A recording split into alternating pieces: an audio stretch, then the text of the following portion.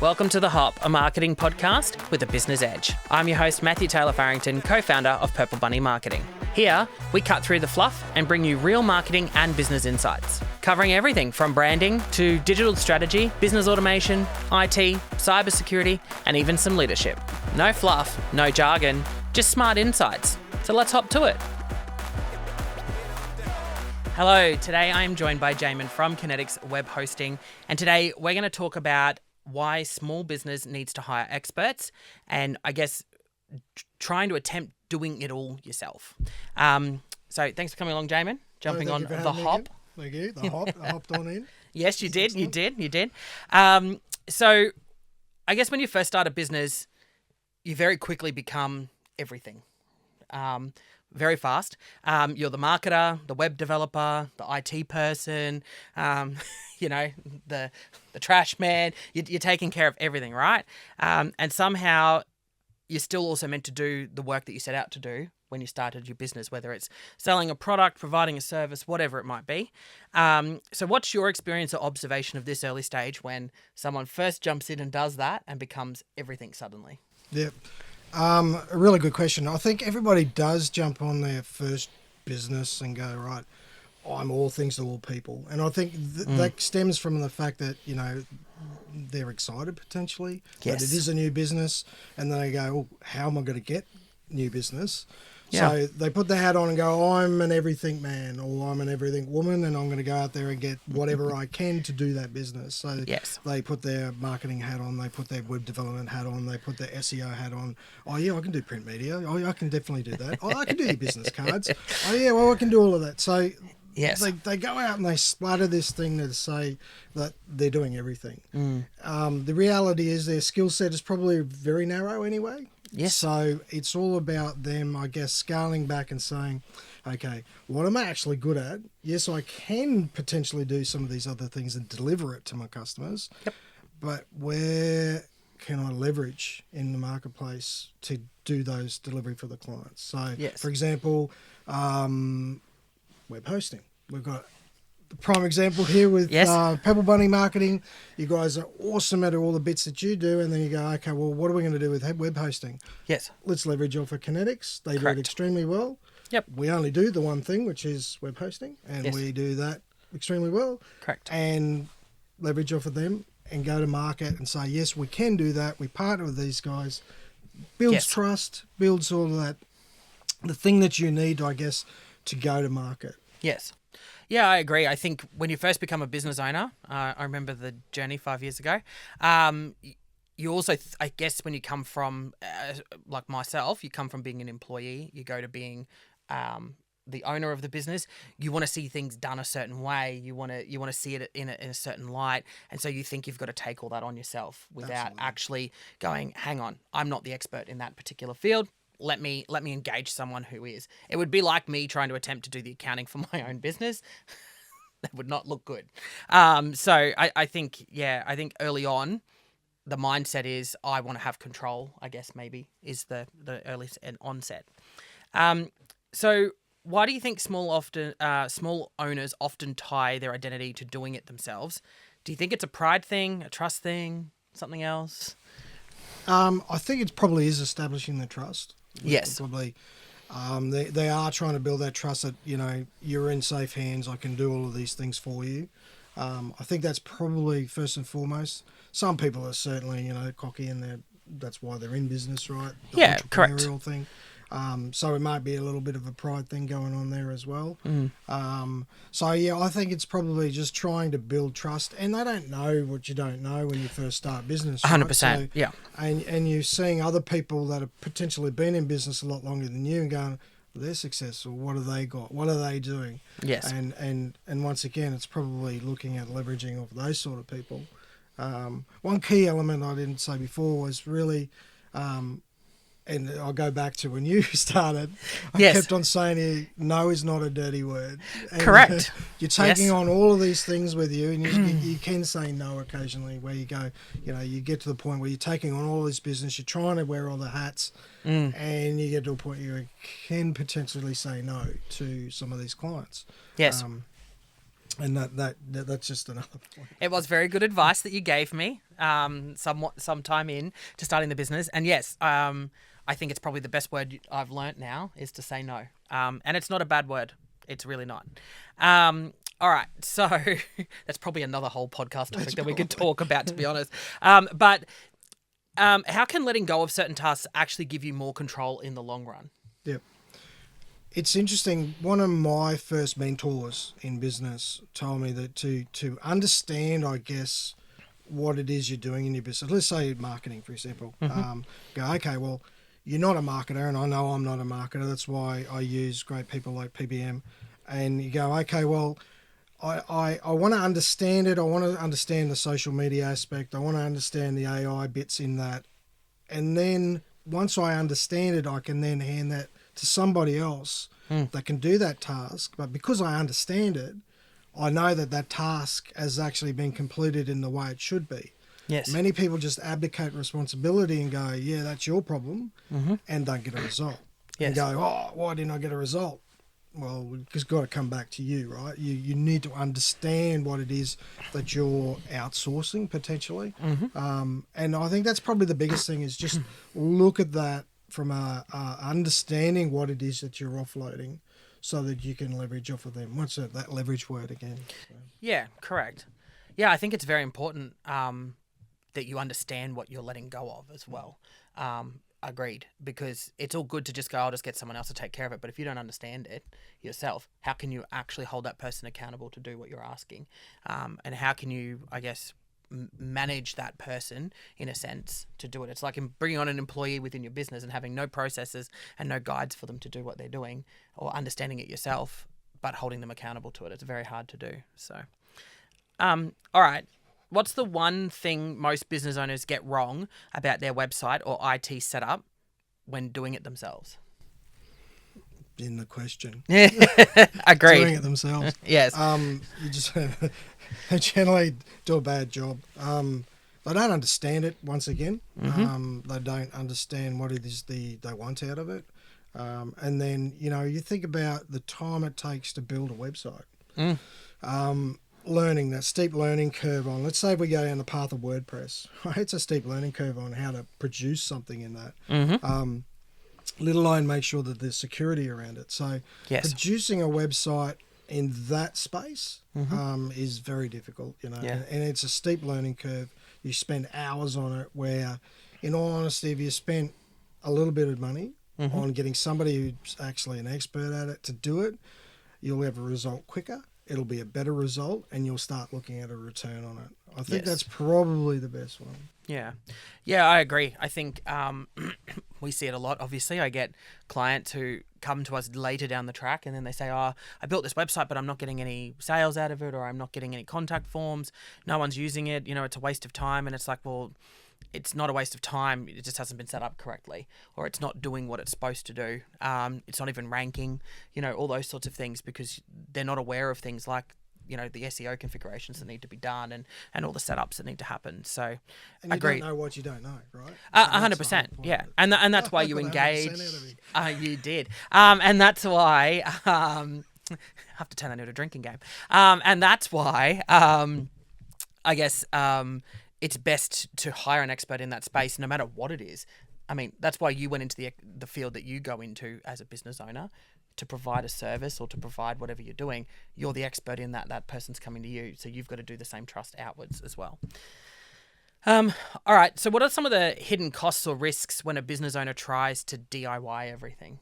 Yeah, I think it's the steep learning curve. Yep, it takes longer than you think it will. The inherent security issues potentially, and I know that we touched on previous podcasts about your data and where it is secured. You don't know what you don't know. Once again, all of those bits. I mean, that's probably the biggest thing out of it is doing it yourself. I also think for customers who DIY it at the start, let's take a website as an example. They then come to us to get a website built, and suddenly they've paid twice for something, because they have paid in a sense, because they've paid for their time to sit there. No matter what they've done, we get a lot of clients who think they can build it and get it going, and they can to a certain degree in Wix and use that sort of tool, or a GoDaddy spun up website, the new AI generated tools and stuff. But by the time they come to us, their business is now suffering. So it's cost them business. It costs them to get it set up and do the initial setup. And then they come to us and then we're like, well, this is what's going to cost you to build a proper website. So I think from a cost perspective, it actually costs you more in the long run than if you go in and do it properly from the start, basically. I think business owners don't value their time. So if you think about billable dollars and you go, okay, well, I'm very good at my core business, and how can I go out into the marketplace and utilize and make more revenue? Yes. Oh, no, I won't do that. I'll just spend another 60 hours building a website, which makes nothing for your business right now. Correct. So, yeah, I think they don't value their time at all. And if they did value their time, they wouldn't build it. They would just simply pay for it. And that's something you unfortunately learn too far down the track, where you go, oh, I should have done that a lot earlier in my business cycle and my business life, because I would be further ahead, potentially have an employee that could come on board. It's a cascading effect on it. Agreed. I think, and look, it was a learning curve for myself going into that space, and I think it's a learning curve. A lot of new business owners I speak to have learnt that, but it takes time to get there sometimes. And yeah, I think if we can get that knowledge out there to start it sooner, and I guess that leads into our next question. So for someone starting out tomorrow, the next week, next month, what's the first thing you'd recommend they stop doing themselves? Stop doing? Being their own mentor. I think go and find a mentor. Let's probably flip that question on it and say, go and find a mentor. Go and find somebody that's been in business and talk to, have a coffee with them, right? Sit down and go, this is what I'm doing. This is what I'm thinking of doing. What do you think? Because a lot of people have their ill-conceived ideas about a business when they start off. They've got no clue. Yes. They don't have a business plan. They've got nothing. And I think, okay, I just want to do it because I'm passionate. All right, passion is great. But if you don't actually have any sort of vision and business plan in place, or even a mentor to pull you back and go, all right, maybe we need to just rein it back a little bit. I think that's probably the bit I would say. If you're starting out, find someone, get a mentor, bounce it off them. There's a lot of people out there who are willing to help, but you just got to ask for it. Yeah. I think that's probably my biggest takeaway over the years is that, these be the people that have done the journey in front of me, where we can just leverage off them, talk to them, ask them, being in business. So, Agreed. And I don't think, I think some business owners sometimes see having, whether it's a proper coach or a mentor or someone they can bounce off, as a bad thing. But, from my experience in my previous role, prior to starting the business, I actually had a coach that came in who taught me some really wonderful things. But I think it's a really good thing because they're more objective, because they're looking at it unemotionally, I guess. I think when you own the business, or when you're in the role that you're doing, or whatever you may be doing, you become emotionally attached to it. It's your baby. Correct. And you can't look at it as objectively as you can. Whereas when you throw that out there and then that person says, well, hang on, let's think of it from this way, or let's look at it from this angle, or they help you just kind of reevaluate that. And a great saying that a coach told me was, direction is more important than speed. My staff hear it all the time. I swear they look at me sometimes like they're going to kill me when I say it. But it's important, and it really is fundamental in everything that you do.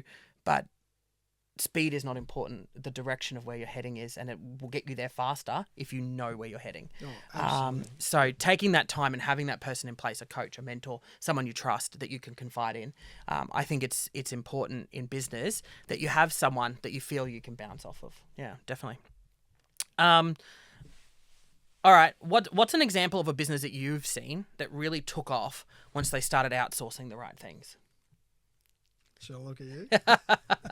Yeah, sure.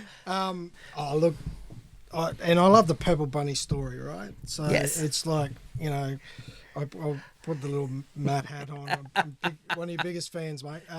Yes. I saw your business. There was a turning point where you actually did think, okay, well, I do need to bring on people and leverage it for others, and also outsource. Yes. And that was a turning point. Even though your business was going to always get there in the trajectory, it was all about that little thought process that changed, and you could see it. You could almost see a mental shift, and your business just clicked and fired, right? And you had all this great basis and structure that you set in place, which was the planning. You knew what to do, you knew where you wanted to go, you did have your vision, you did have your goals.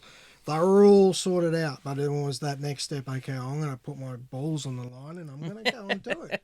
Yes. And that was really it. It was that turning point with the balls on the line scenario. And hats off to you, because Purple Bunny has grown significantly. And not only that, it's about delivery too. Everything that you planned and you promised, you have delivered. Yeah. I don't want this to be a Purple Bunny segment, right? No, I appreciate it. Yeah. That's probably, if I was to be honest and looking at a business recently that I've seen, I've been involved with. Yeah, it's been a journey. And, self-reflection is sometimes very important. And I think we got to the 2-year mark. We kind of had some things hit us really quickly that we didn't expect. We suddenly, we were quite a small agency, right? We were what you would call a boutique agency.